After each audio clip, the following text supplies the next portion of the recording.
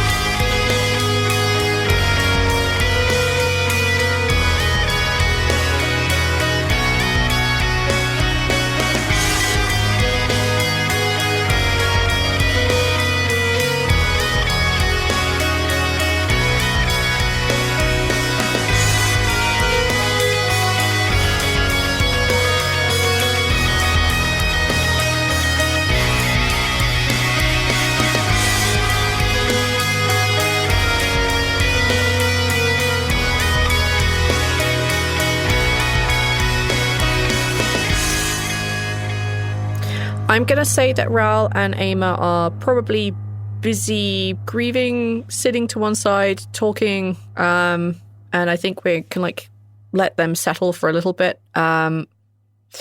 Squash, you're kind of left on your own for a little bit. Mm-hmm. Is there anything that you think you would do?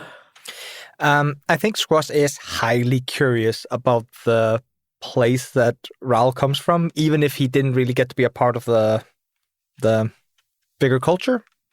So I think he's taking in a lot of it. This is Rhal's first time out here too. yeah. Both of our firsts. Yeah. I'll tell you what, because this is quite true to my life at least. Aemma would ask you to give her some room, so you can go meet up with Squash and explore the island. I think that's pretty fine. Because then you're both not left holding your own dicks in your hand or whatever, so. Yeah. I mean, that's the whole reason why you were like, you should definitely be with... I was like, yeah, but Squash, you got to understand, things are complicated between a Thorin and I. It was very much an, I don't know if I'm supposed to help you or not. Thorin and I had bad blood. I know, but you stay with your significant other until they verbatim ask for space. You do not give them space until they can say the words, I need to be alone now. No, until for they sure. can get the... For sure, it was just, it started out a little more complicated than that. So I had to ask. All You right. had to ask if his head was blown up. No signs of murder, but eventually Aemma does basically say that she wants some room and that she'll talk with you properly later. Okay. Rhal leaves, drags himself around. He's wandering around kind of curiously. I don't know that I would bump into Aemma just immediately wherever we are. Or Squash, rather. Mm. Yeah, I think you can bump into whenever you guys feel like you want to come across one another. Squash and Rhal both walking through the city of the capital itself. You can see the buildings they're definitely geared towards folks who are Rhal's size, but more often than not you also see buildings that are clearly geared towards kobolds, so actually roughly your size, Squash, maybe slightly taller. So there's a really good mismatch between very tall buildings and very small buildings, and you can see that there is this one very big building that's a long low house, where it is obviously a place of importance, where folks would gather and meet. So you can tell there's a lot of people inside already. You can tell walking through that you can still even hear the sounds of the blacksmith's hammers going just full force, like as if it was the middle of the day. They are still going at it, and there doesn't seem to be any sign over the next hour or so of meandering that they are seeming to stop. There is that buzz of electricity in the air of magic. And the few people that you do come across, they kind of nod at you warily and give you kind of room. Some of them are very suspicious of you. Some of them don't seem to know who the fuck you are, and some of them don't even care. But there is that nervous energy in everybody that you do manage to pass. That they are obviously getting prepared and they are geared for fighting. Essentially, just everything is on that sword's edge of. Something is about to, in a moment, be ready for fighting. I think Squash is probably wandering from area to area, looking for any sign of architecture or art. I think that's kind of where his brain is right now. Or a Carson's. No, a Carson's. No, Fuck you. If there are Darson's, because we're in Daemaerius. Oh God! He's looking for statues or locations of importance, on this hill, the 15th mayor was slain by his brother. He's basically looking for that kind of bullshit, anything that would tell him the history of this place. Yeah, you wander through the streets a little bit and you come across a fountain. And the fountain has magically bright blue water. Not holy shit, that's blue, but more this is that nice aquamarine blue sort of color. It could be teal. Who knows if that's blue or green? It's that color. And it does have that kind of glow to it. And in the very center of this, you can see that there is a statue of a... you see that the statue is of Daemaerius, the island named from her. There are these kind of tiny little plaques around the edge that are written in a language that you don't understand. Yeah, I think... Sorry. No problem. I think Squash is definitely going to take his time, looking at this piece of architecture he found. It's less interesting to look at hills and valleys, and it's more just this is a culture I didn't know existed. Yeah, it's a statue of Daemaerius, and you can see that there are at her feet there are loads of eggs, and some of them are broken open, and you can see that there are small depictions of dragonborn inside them versus dragons, for example. Oh, Daemaerius is a dragon. Yeah. Thought so. Yeah. So I think... Yeah, that's what you see, yeah. I think that's roughly where Squash would be meandering around. Yeah, and Rhal, this is where you can find him a little bit later, because Squash probably doesn't move. It is quite windy, though, and it is quite cold, but I think you both have resistances to cold, so I don't think it's a big deal. Oh, yeah, the eye of winter. Yeah. How's it going? Hey, doing okay. How's she doing? Stupid question. She just needs some space right now. I get that. Mind if I ask you a question? Sure. Who's that? Squash points at the statue.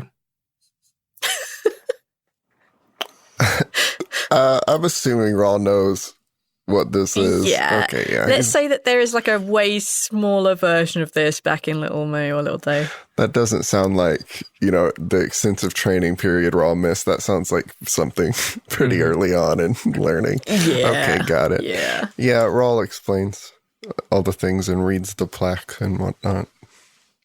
Yeah, the plaque basically describes Daemaerius as the mother of the Dragonborn people, that from her blood, her children shall rise.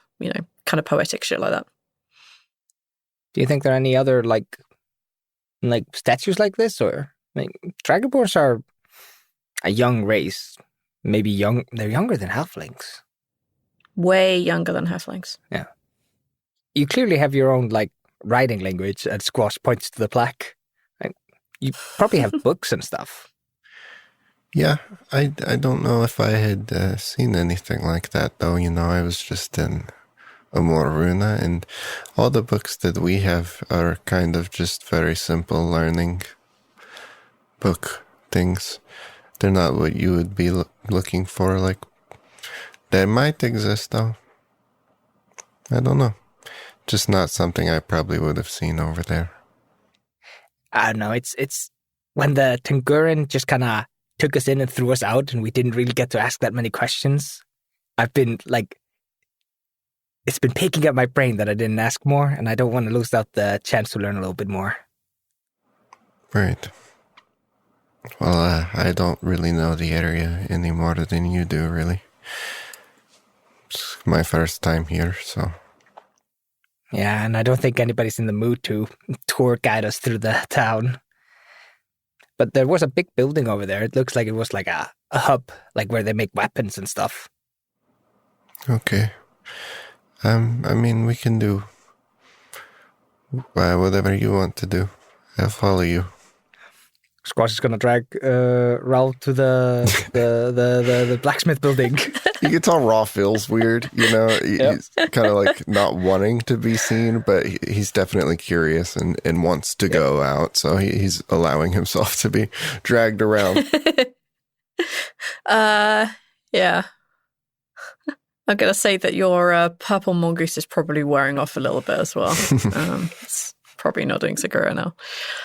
Yeah, you managed to make it to like the big, like I say, the big hub building where folks have been meeting and chatting and organising and such like. And yeah, like there's a couple of blacksmiths just like dotted around that building. And it becomes very apparent that everybody is kind of like working overtime and they're producing various types of weapons, some magically imbued, some of them not. They're creating various types of armour, some that would clearly only really ever fit a dragonborn or a kobold, but they also seem to be making armours for different folks. Like you walk past one, you think, wait, no, that's definitely more dwarven in size, or oh, this is definitely more tabaxi because they're not quite as big as a dragonborn and they still have the tail thing going on, but like the under armour has to be slightly different because fur versus scales. Like you notice that they are branching out, and those ones that are not strictly dragonborn or strictly kobold, they seem to be taking a little bit longer on as they get used to a different style of production. You notice that as you kind of head over in that distance. Yeah, and is there anything that you want to interact with before I drop 2 pieces of plot at you? Yes. Yeah, go ahead. Before I say my thing, though, Neil, do you have anything you want Rhal to drag us into? No, not really. Rhal's still very much just going about things. Yeah. Very interested in everything around him, but nothing specific at the moment. Yeah, you would also notice that quite a lot of the Dragonborn that are like basically working away, that aren't like training or wandering around looking important with themselves, like you see a lot of them like do like look over in your direction and like give you like, you know, some degree of respect or a nod, or either that or they just completely ignore you because they don't know who you are. As we're walking through the area, Squash like asks, Squash is just gonna ask Rhal, like, what do funerals look like on Daemaerius? Usually they would have a fire, but I have not seen that kind of funeral. Not for the death I saw. But yeah, he's laid down right now. He hasn't been burned yet, so... What do you mean? What else? I don't know. We're in an area with a lot of... later. We're in an area with a lot of things. I didn't know if you needed to, like, in Empty Shallows, everybody usually brought a piece of cloth. Didn't have to be anything fancy, but the fancier was the better. And you put that in the grave with the person. It was just a little, like a traveling cloth, just something to take with you on the journey to beyond. It wasn't important, but it was just something we did. I don't know who started it, but I was just wondering if you guys had anything that you needed. Squash, a thorn put me in that pit. I think it would come off as kind of insincere if I were to go out of my way to show my own sign of respect to him. Because why would I? It doesn't make sense. And his daughter saved you off this island. Mm-hmm. But I don't know if it's my place to kind of show that kind of thing for him, because he extremely did not even slightly afford me the same bit of respect. No, I think he it didn't. might be seen as weird. I want to be here for Aima, but Thorin and I weren't friends. No. Yeah, I'm more thinking about it from Aima's perspective. If you wanted to be respectful towards her father in some way. But if there's no tradition you guys have, then of course, there's nothing to be done. I don't Or if you think that know. it would be insulting towards Aima to do that, I wouldn't want to impose. I'll just give her time for now. If there's anything I can help with, I will. But I don't want to overreach. And it's... yeah. I wouldn't know about it, though, if there was something specific. I don't remember. There's a couple of guys there on a water break from blacksmithing. Do you want to ask them? I guess it's kind of a weird thing to ask, though. It's if you don't want to, don't bother. Just thinking how you could help Aima. Maybe there are things she has to get or should be getting. Something that you could provide for her. That's all I'm thinking. Like I said, Empty Shallows, we had a little cloth, and of course you had to find us a place to bury. Here you clearly have to source firewood, I assume? Looks over at all the Dragonborn with fire. Oh. Fire, not a problem here, bud. You have to source fire for Dragonborns. Be careful, I'll get you with my bottle of fire. I mean, it's weird, but what do I have to lose here, right? I guess I can ask. Squash, walks by your side. Excuse me. Hello? Hey. Hi. I'm not from here. I know who you are. Good. Past that. Okay. I want to know what we usually do for, kind of funeral service stuff. I'm not too sure. You see her look down and she puts her head in her hands and she says, I think I understand what you're asking for. Oh, other than burning them, we often put a little trinket with them amongst the firewood. And she kind of looks around very quickly, trying to find what she's looking for. And she kind of goes off to the back and you hear just kind of clunk, clunk, clunk, clunk, and a hiss of magic. And she comes back and she has this very small wooden, what looks like a throwing star. And she says, different kinds of weapons to fight with. No point wasting good metal, but firewood is needed anyway. And she kind of hands it out to you. Oh, thank you. You're welcome. I understand that things are weird with you being here, but... Yeah. A little bit. Not my place to talk. You can take that if you want it. Thank you for your help. Not a problem. Do you need anything else? Rhal has told us to help you where we can. Do you or your smaller companion need help with anything? Not at the moment. That I can think of. You know where I am. And she can, pass her chest. Thank you. Rhal smiles. I'm going back to work. Have a good one. You too.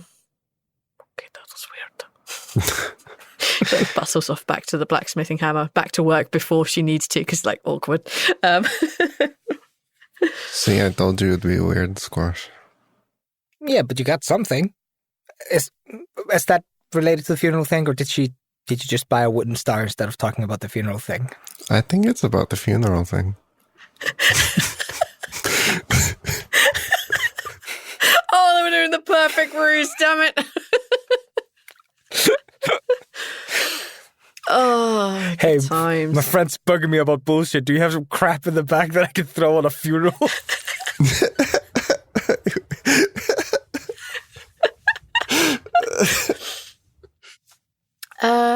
Yeah.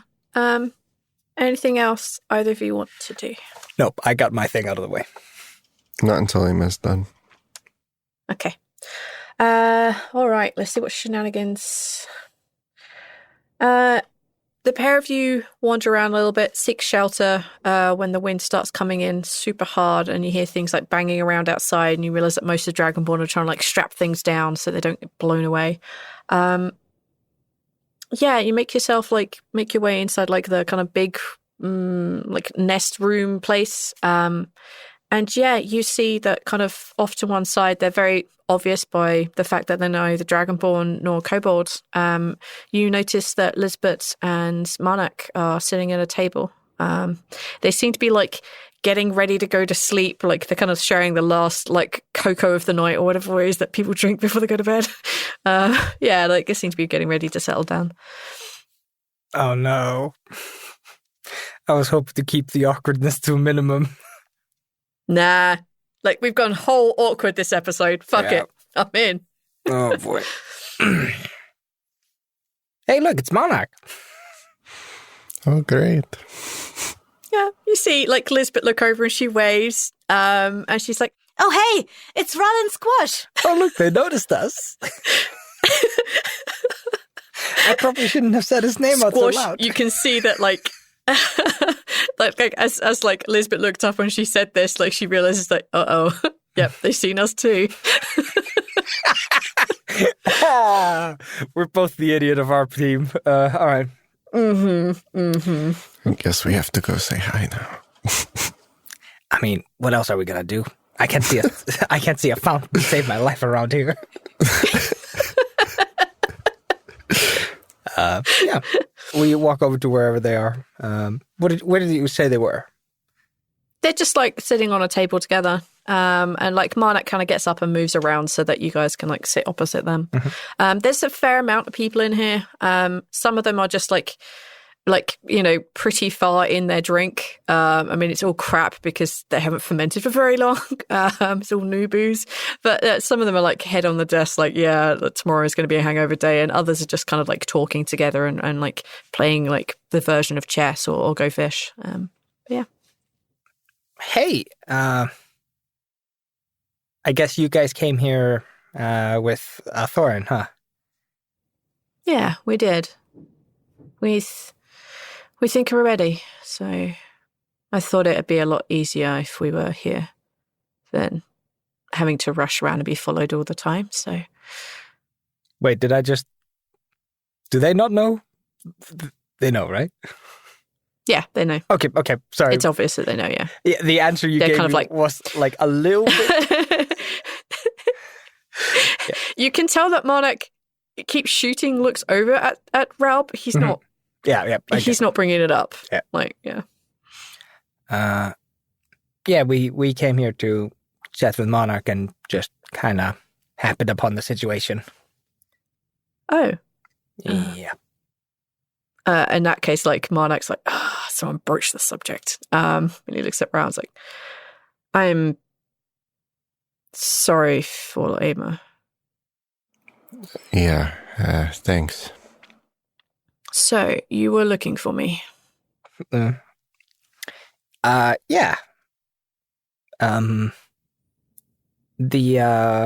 have some difficult questions for you, Monarch. He looks like a little bit like taken aback, but he nods for you to continue. This might be something you want to talk about in private. I would understand that very well. I have questions about Soulfire. He looks over at Lizbet and she smiles and like takes his hand, and he looks back at you and he says, "Go ahead." Demi is gonna use it during the final fight. Final fight. Hopeful thinking. Wishful thinking.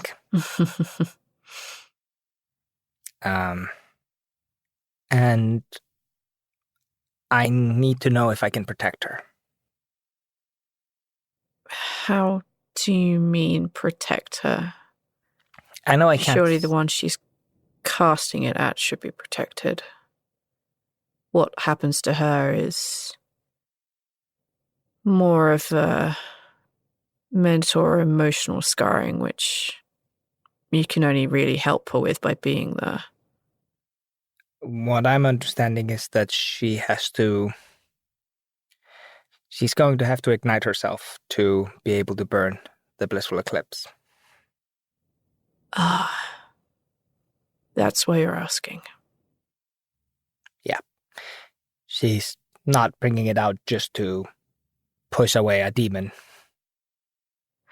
You see that Monarch and Lizbet look at each other, and you see their eyes go through bright purples and dark purples. They're clearly just communicating very quickly with one another. And you see Lizbet shrug. And Monarch says, "As far as I understand, there are ways of protecting a soul from soulfire. But it's risky, unperformed magic, and frankly, it's only a theory. Well, But it's gonna be too late to cast that if she has to cast it on herself." What do you mean? It's more of a barrier. If the fire is already inside the barrier, it's too late. And I'm assuming she wouldn't do this unless she had to. No. Squash looks around and it's just like, we're in Daemaerius. What are the chances of there being spies here? Pretty low. Not gonna lie, pretty low. He says, after. If you cannot protect her before, then you can only try to help after, and the only way that I know is a coin flip at best. Yeah, like Squash's head goes low. It's not the answer you wanted. You already knew this. When we arrived at the top of the world's end, the Tanguran were under attack, and somebody had unleashed soulfire upon them. And there happened to be a couple that, through simply the power of love, there's no other way to phrase it, had stumbled upon it. They called it the Embrace. Yes, I'm aware.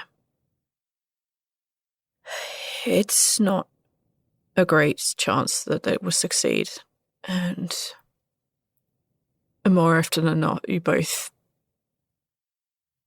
Yeah. I'm sorry I can't give you better news.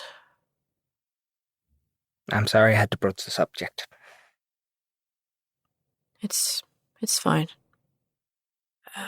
It's been a while since I spoke about it, but it's fine. This barrier thing you mentioned. Is this something that is known, or? It's been theorized recently.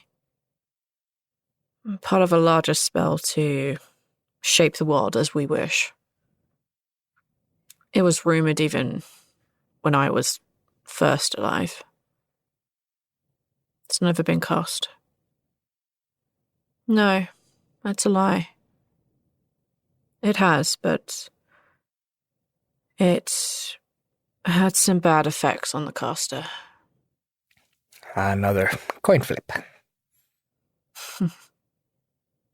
Sort of. I'm assuming that your friend is also looking into this. Yeah. I don't think she wants to die. Good. She'll need that. Otherwise she won't be able to fight it at all.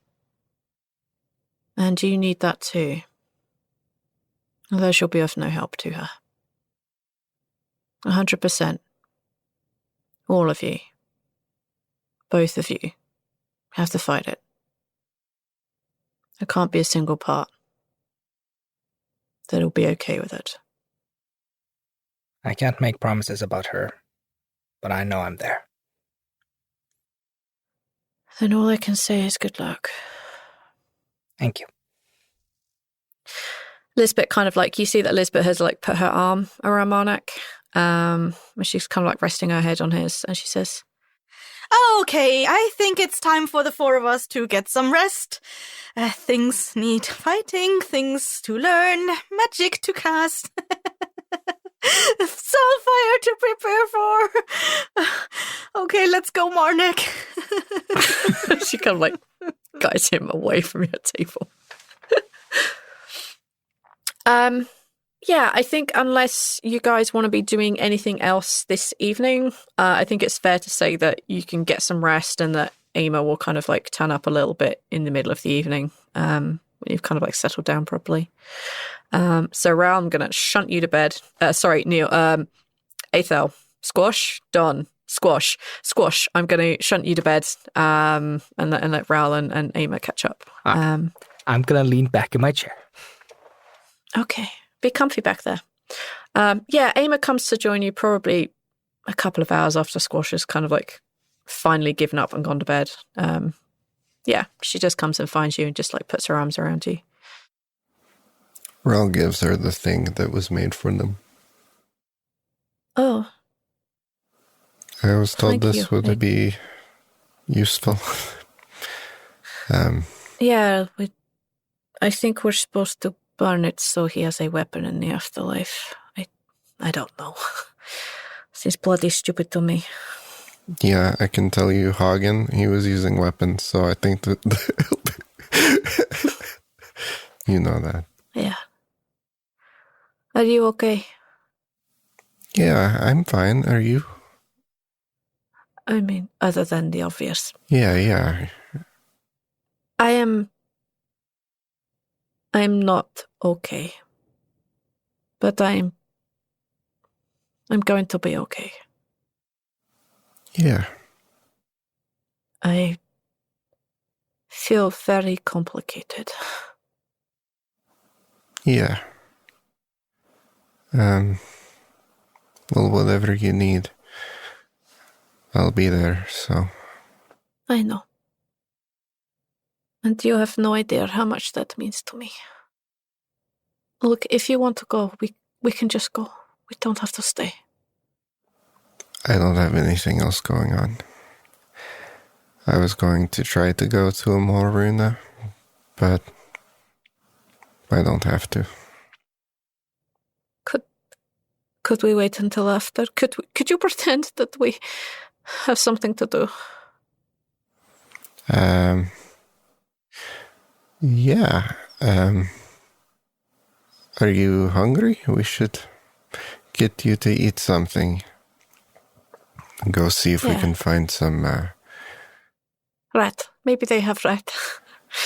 Probably. No, I'm joking. Don't eat rat. No, don't eat me. No, not the rat, just rat.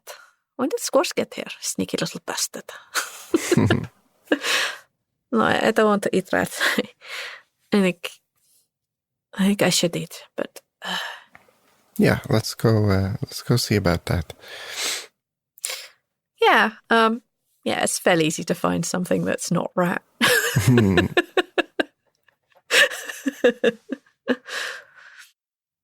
So do you want to maybe look for salt with me? Or do you have, when she points upwards, more important things to get on with, I guess? I have a couple of things on my list to try to get to, but it's not really important. It is okay. I can always go find Trempel and we can go find salt. I feel like beating something up, so I think that would be okay. And you have important things to do. We can always be sad. What did you want to do in a Moraruna? I wasn't going to mention this to Wuanwa, but I wanted to light the pit on fire. She has a half, it would be a full smile if she wasn't so sad. Yeah, she's smiling at the idea. But, I mean, I don't know how to do fire, but Squash knew how to do magic without knowing it, so I wanted to see if I could make a deal for a fire that couldn't be put out, I guess I was afraid they would not agree, but he agreed. It was a good talk, I think. Yeah, I think Wuranma was more more open to. He was different, and I think that is good. We can go find things to set a fire, and we can do that before we leave. If we can find the teleport. Oh, right, yeah. It's probably too much to travel there. If not, it's fine. Well, we were told that we could have whatever we wanted, right? And that I guess. They would have to help us, whatever we wanted. So we could find someone to send us to Moraruna, and when we were there, we could tell them to give us things like firewood and oil and fats, and we could do that. We should stay and do this burning instead. I think you should be here for that. You wouldn't want to regret missing it later, and the people I want to burn have been dead for a long time. They can wait a little longer. Let's not rush off. You're probably right. I think I would regret not being there. So, until someone needs to teleport me away from here, I don't have to leave to do anything. I can wait. I think it's supposed to happen at sunrise. So let's stay here for the night. We'll check in with Squash tomorrow and see if he needs to be anywhere. Yeah. We'll figure out what to do tomorrow. Okay. Rhal hugs Aima. Yeah, she hugs you back, she's trying to speak, but all this is coming out of sobs. But yeah, you find a place to rest and you find a place to settle down. Yeah, I think that's a good point to leave them for a minute.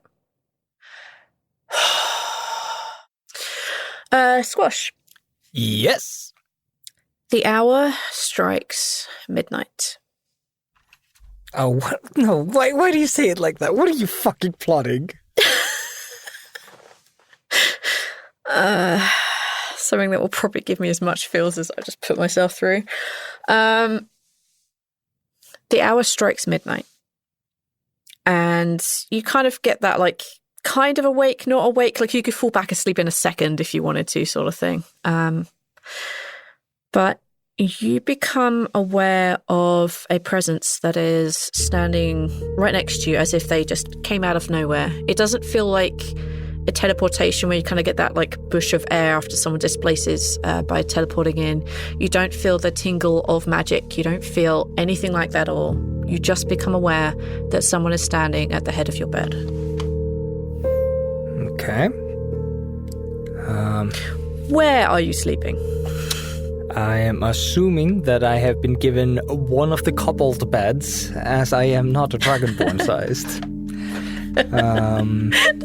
That's fair. That's fair. It's a little bit more roomy than even a standard bed for you because they have to do with a tail, a little tail. Yeah, I'm gonna say it's kind of like yeah. You can find a little cobbled bed somewhere, kind of like at the back of this long hall. No problem. Squash is giving it a good couple of seconds to see if whatever just entered his vicinity is going to make itself known. And if he can hear the scruffling of any kind of weapon or sizzling of any kind of magic, it is allowed to make a perception check. I am good at those.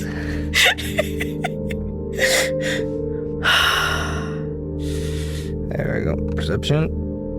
26. You don't hear the rustling of any weapons. No, that's not true. You hear the sound of like a cloak. Like, you know, if something gets like caught on like a buckle or a belt, or if it gets caught on like, you know, you're carrying something like a tool in your pocket, like the tools that we carry around with us. Yeah. Like you can tell and you can hear the sound of a cloak getting caught on something that's on a hip. Okay.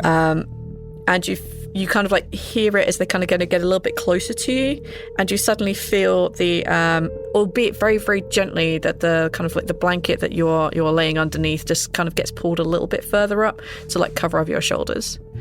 And then like you begin to hear like very quiet footfalls like walking away. I was tucked in? Yes. Okay. Super quietly, Squash is gonna get out of bed. He's gonna grab. Oh, I had to give away Gutterman's dagger. Too dangerous.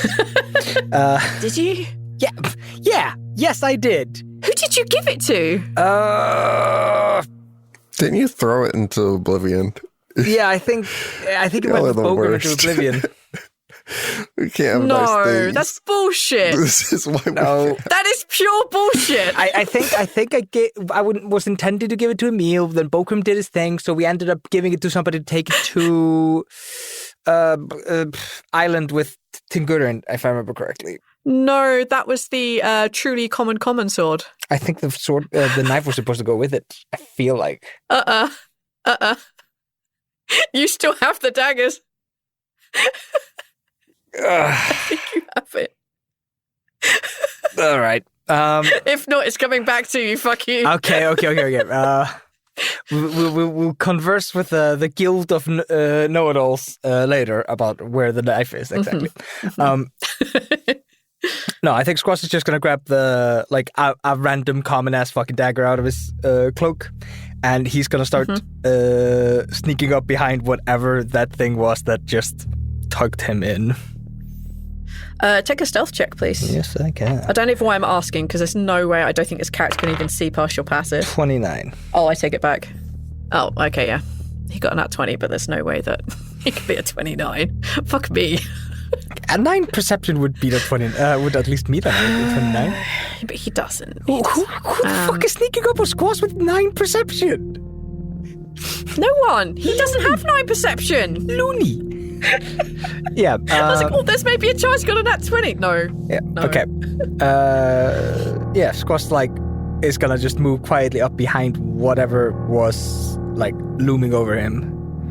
Yeah.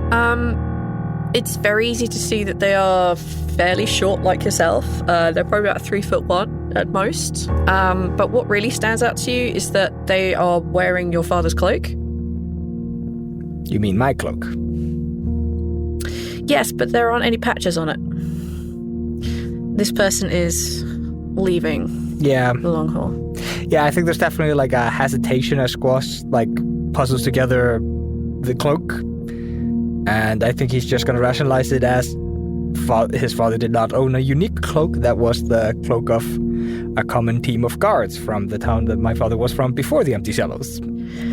Yep, that is a very reasonable assumption to make. You would know that, this was his old... the cloak that you have was his old guard uniform cloak. It's not unreasonable that other people from whatever town it was that your parents came from before they went to Empty Shallows, that, there could be other people with the same cloak. All right. Once the person gets to a doorway, meaning that they can't they're kind of boxed in at the shoulders in a door. Yeah, that's when Squash gets the dagger kind of just kind of without piercing, he's gonna jab it into the side, if you know what I mean. Yep. And just make it known that that's a dagger. Yeah. Just steps there. They're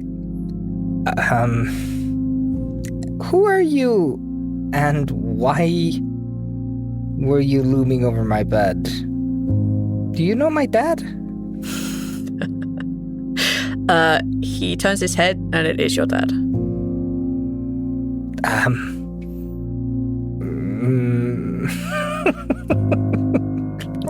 No, this is a thing. It's a blissful eclipse thing. He very slowly begins to turn around, very aware that you still have a dagger in his fucking side. Very slowly begins to turn around, and he kind of reaches out to put a hand around the wrist that has the dagger that is still maiming him, I guess. It's not. No, Squash does not fight back against that, but he's just no, you're in Cicero. What do you... You should appreciate it, son, if you would put the weapon down.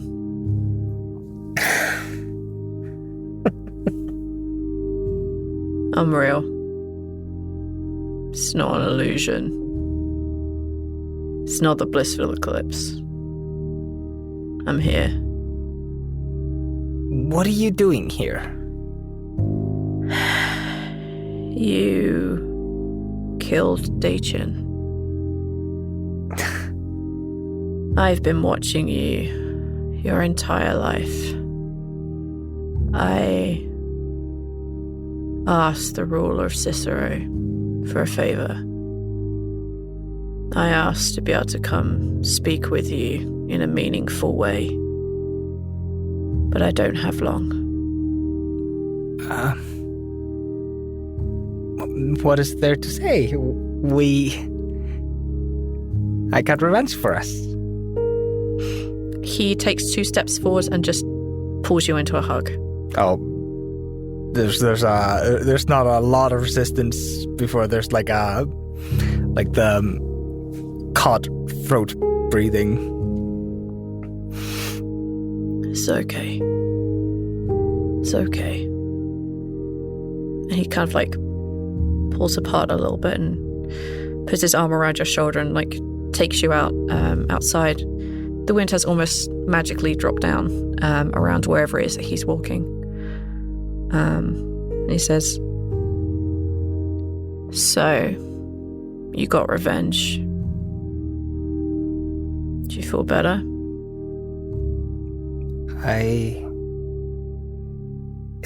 It's not... It's a relief.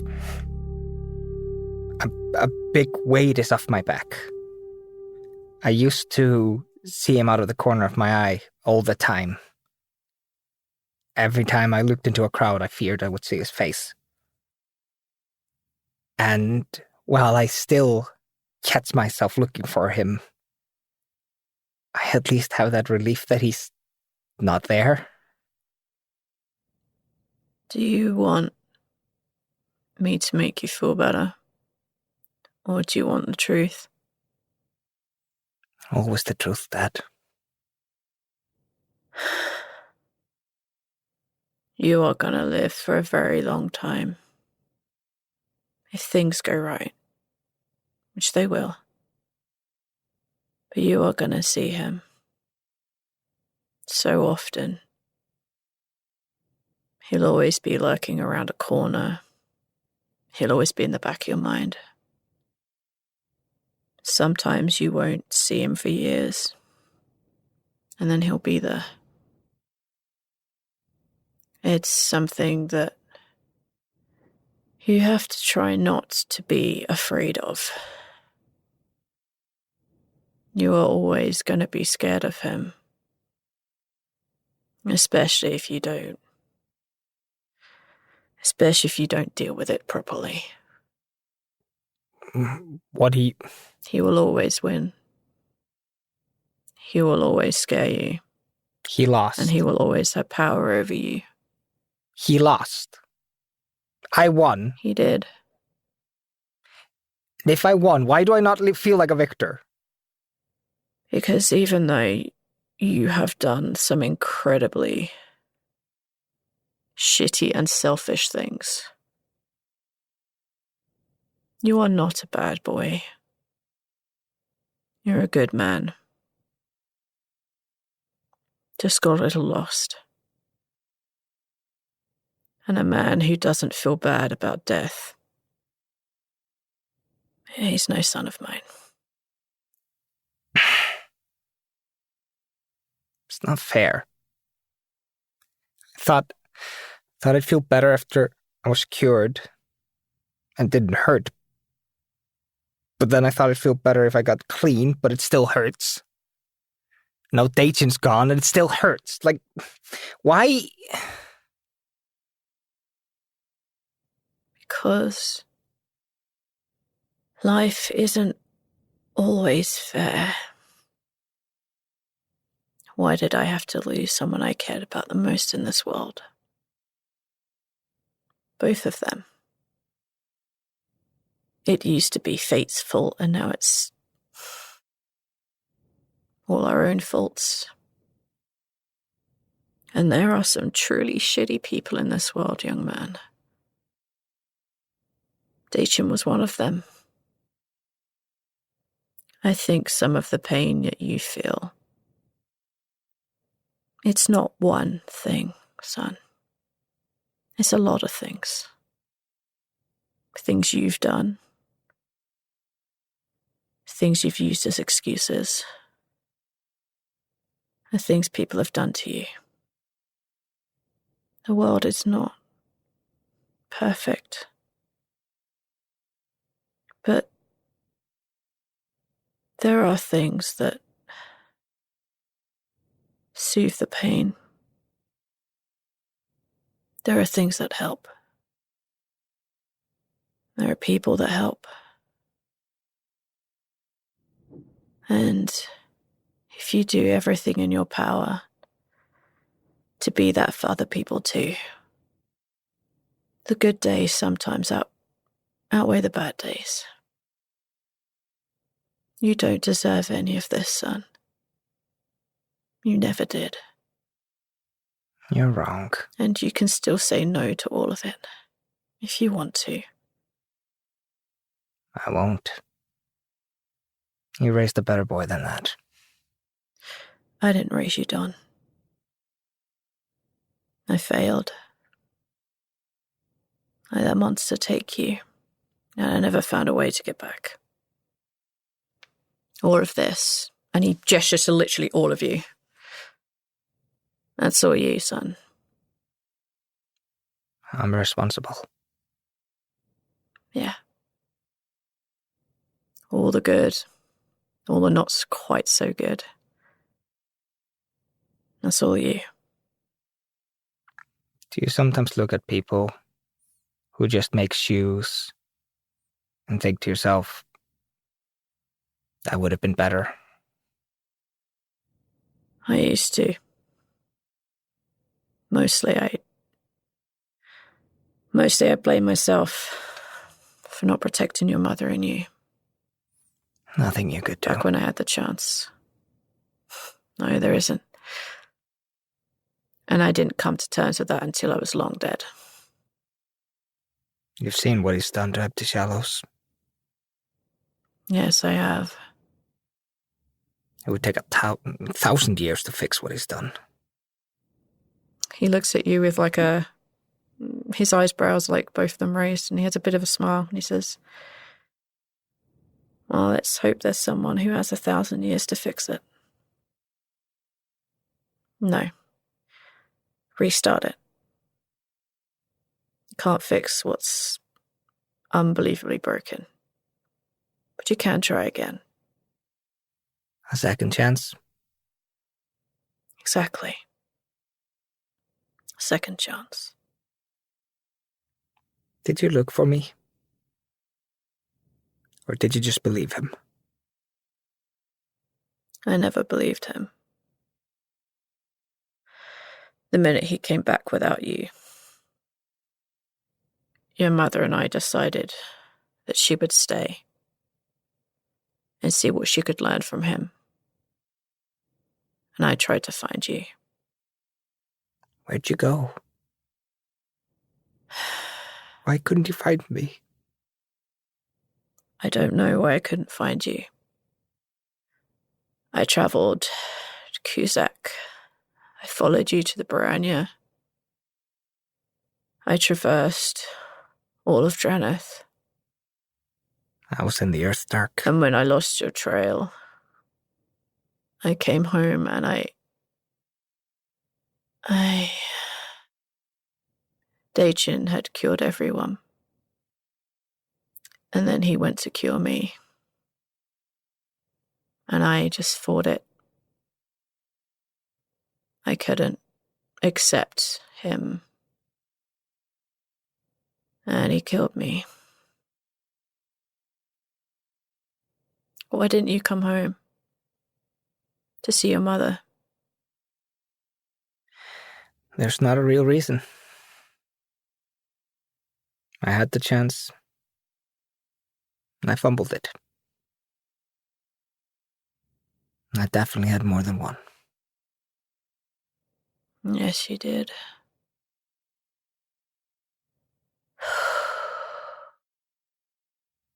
You know I might never come back, right? If you come back, means two things. You saved her, or you could only save yourself. I would rather that you come back under all situations. But if you don't, I know that we will never see you again. But I would pick that choice every day of the millennia. I know. I'm gonna have to be a selfish bastard one more time. One more time, Dad. It's a good thing to be selfish over, though. It's okay to admit that we need people. And Demetra needs you as much as you need her done. It would be a terrible age without her. Perhaps. He kind of puts his arm around you and just doesn't really say much. Tell me the story about how you caught the thief from your old town. Once upon a time,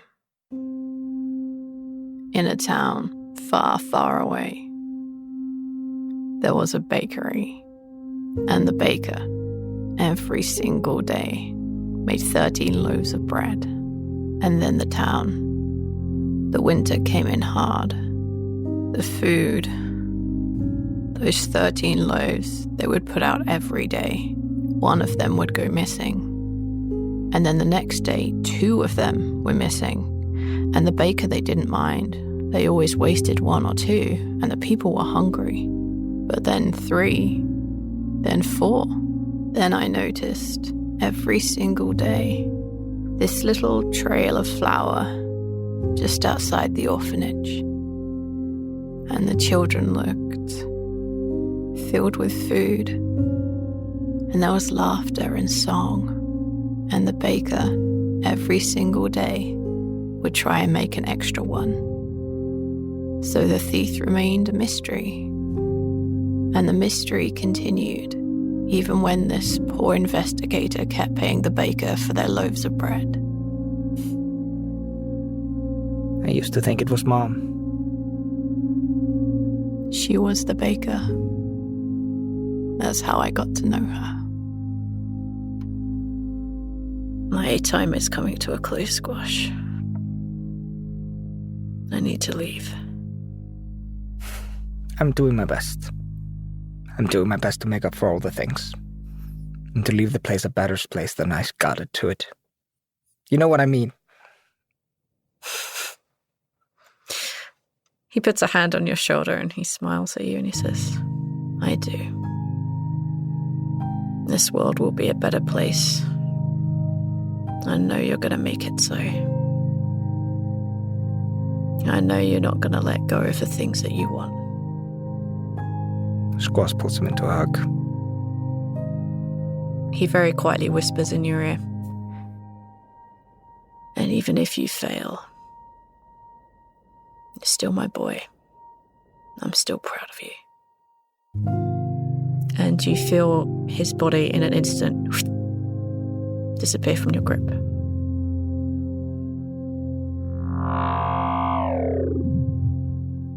Hi everyone, it's Valanda here. Thank you so much for listening to this episode. This was weirdly heavy and intense, and I didn't think maybe it would get as heavy as it did, especially with Aimer and with Squash there at the end. I just thank you so much for listening to these little sort of 1-on-1, 2-on-2 episodes. They were a lot of fun to do, and hopefully you guys are enjoying them too. I want to say a huge thank you to Kessir for voicing Lizbet, because, well, Lizbet would not be the same without Kessir, so thank you so much for doing that.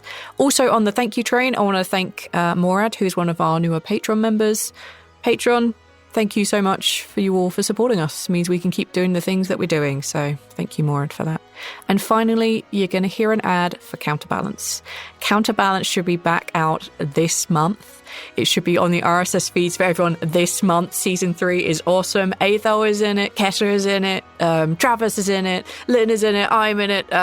It's amazing, and it's back for Season 3, and it's out now. So you're going to hear an ad for Season 3. It's going to be baller. That's it. Go listen and enjoy. And thank you for listening to us. Bye. Hello, Ariel. Did you want to listen in on me and Raka enjoying ourselves? Don't encourage Should him. I describe to you what we're doing right now? Mikasa? What's going on? Let's see.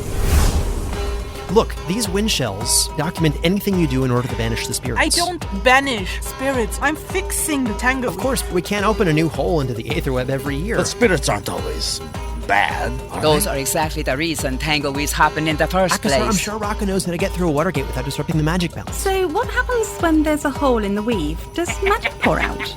It is already broken. Let more of air into this world. I'll destroy every single one of them. You've fed enough already. I will kill you, you filthy Whoa, calm down, Raka. Try it, Feather Duster. God, ferocious rune master, your friction will grind the weave away. Yarta, in moments like these, I wish I could see the runes. What's wrong, Raka? Is that tangle weave maybe too difficult even for someone as great as you? Counterbalance, a high fantasy audio drama. Subscribe to us on iTunes, Stitcher, or wherever you get podcasts from.